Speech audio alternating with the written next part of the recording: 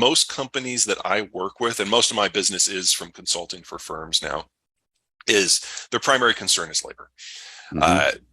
Mexican labor has stopped coming to the United States. Inward migration from Mexico has been negative for 12 of the last 13 years now. Right. And there is a particular shortage in the sorts of jobs that the baby boomers were known for. They were kind of our last broad cadre employment block, where they didn't just do white collar, they did blue collar, they did the trades, they did agriculture. Anything that was part of that broad spectrum that wasn't just top management, we have a shortage of now. And we're going to have a shortage of for at least the next 25 years. Yeah. So anything you can do to bring businesses into schools earlier in the process, grade school I'm talking, in order to build out those skill sets and make kids aware that there are job opportunities besides designing video games, Right. Would be great. And in the states and the cities that have done this, it's been a runaway success. Yeah. But we need it an order of magnitude bigger at least. Please subscribe to Economy and Geopolitics channel and click the bell icon for daily updates. We're being replaced by the Zoomers, who are our smallest ever generation. At the same time, we need to roughly double the size of the industrial plant to manufacture. That takes people. That takes people with skill sets that we are not particularly rich with at the moment. And if we can solve that, everything else is so much easier. Oh, about half of there is a section in the industrial commodities chapter on it briefly, which explains why I didn't do it much elsewhere. Half of the world's uranium comes from Kazakhstan, and Kazakhstan is sandwiched between Russia and China, and to think that it's going to be part of any trading system in the future is a reach. And then, of course, the second largest supplier is Russia proper. So you can have nuclear as part of the math in either Russia or China, but that's about it. Any place else, you're going to have to do some serious sourcing of your own stuff. Australia is going to provide some options. They're building out as quickly as they can, but for them to just sustain the reactors that are in generation right now, they would have to expand their output by a factor of 15. That's not going to happen. So there will be some specific countries that might be able to have a few reactors. But in the case of the United States, ours are 50 years old. They need to be decommissioned. New ones, I think, are a great idea, but there's a materials issue, there's an experience issue, there's a time issue, there's a regulatory issue, and they're just so much better lower hanging fruit than nuclear, unfortunately, at this time. There are places where it makes great sense. I mean, Texas is the #1 wind state for good reason. My home state of Iowa is #2. The whole Great Plains are brilliant.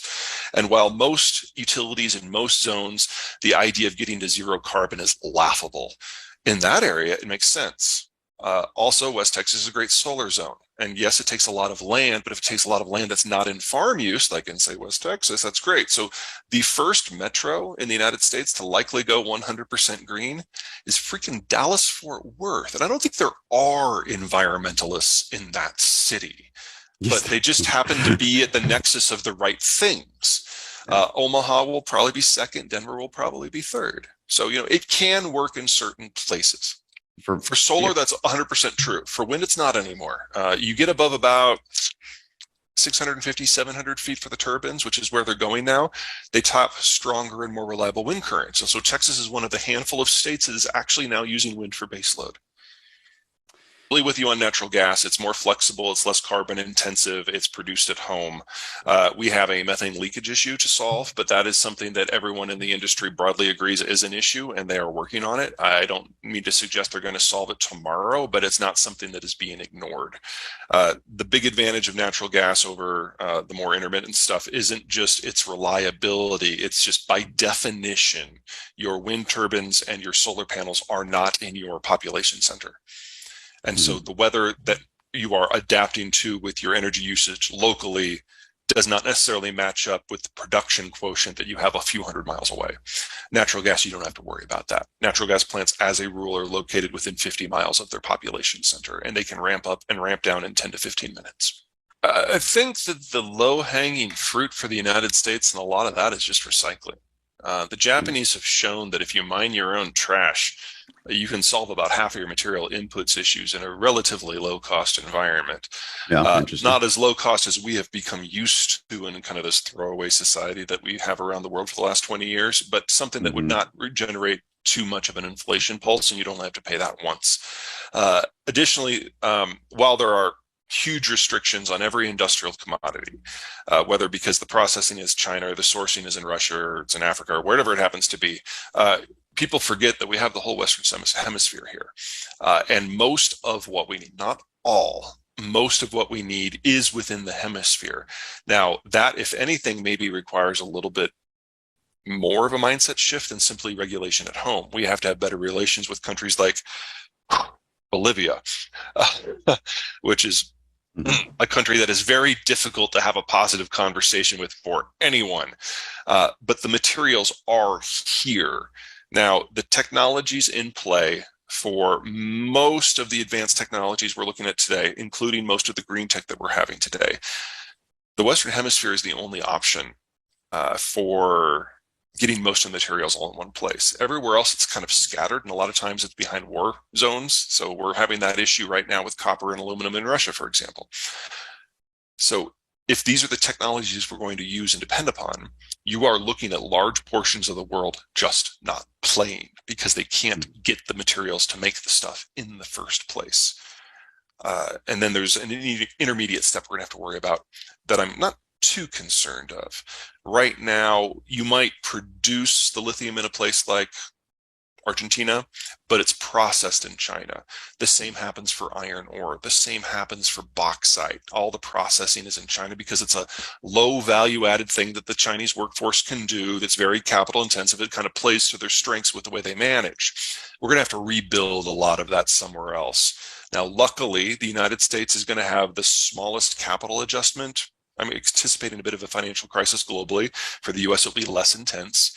And the United States, courtesy of the shale revolution, has the cheapest electricity in the world. So we're already seeing a lot of steel foundries coming back. Aluminum is starting to kind of sniff around the edges. Copper will probably be next. And there's nothing about lithium processing that is necessarily difficult. It just requires the space and the energy. I'm not so concerned about lithium because I don't think it's a very good battery chemistry. I would rather see us invest more in finding a better chemistry, but one miracle at a time. If there was a moment in time, you need a lot of young workers, and the world is running out of those. You need a huge degree of interconnectivity, and we're probably going to see the world breaking up a bit. And you need a huge amount of capital to fund the research. And with the baby boomers moving to retirement, they're taking their money with them. And then finally, you need a huge market to apply it to generate the revenues for the next wave. And that requires an unbroken market, and that is already gone. Africa is a series of 5 stacked plateaus. The internal transport's always been difficult. And so once the world industrialized or started to industrialize in the early 1800s, the Africans couldn't take advantage of those technologies to the same degree that a lot of the rest of the world did. And so technologically and economically, they got left behind. Looking forward, it's a mixed picture. Part of it is as the global system breaks up, a lot of the African countries are going to have some of those materials that the rest of the world really needs. But while Africa is not as industrialized as the rest of the world, they are no longer unindustrialized. They can put up a fight. There will not be a new scramble for Africa colonial style. It'll have to be more in partnership. And it's going to take both sides years to figure out what the comfortable operating environment is that's going to slow everything down. And in the meantime, we are going to have global food shortages that start at the end of this year. So Africa will be struggling through this period of trying to figure out its role. At the same time, there's just not enough food. Hey, hello guys, welcome back to my channel. Today I am back with another brand new video. In this video, famous geopolitician Zeihan has discussed ongoing Russia-Ukraine war. So if you want to watch this type of war-related video, then you can subscribe my channel and watch each and every of my videos. Peter wrote multiples of books regarding geopolitical affairs and any other economic affairs. He is a well-known person and geopolitics analyzer.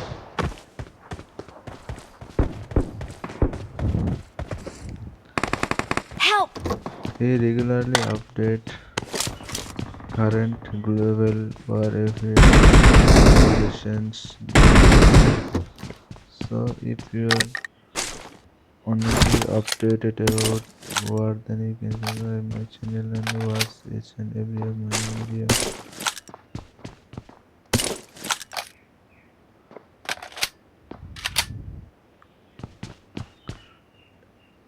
Thank you everyone who are still watching my channel. I'm going to end this video very soon because video is enough long.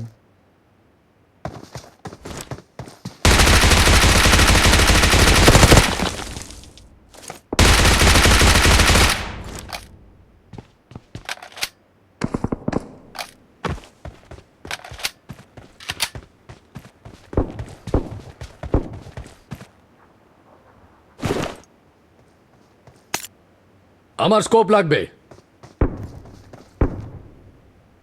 আমার মাজিল লাগবে।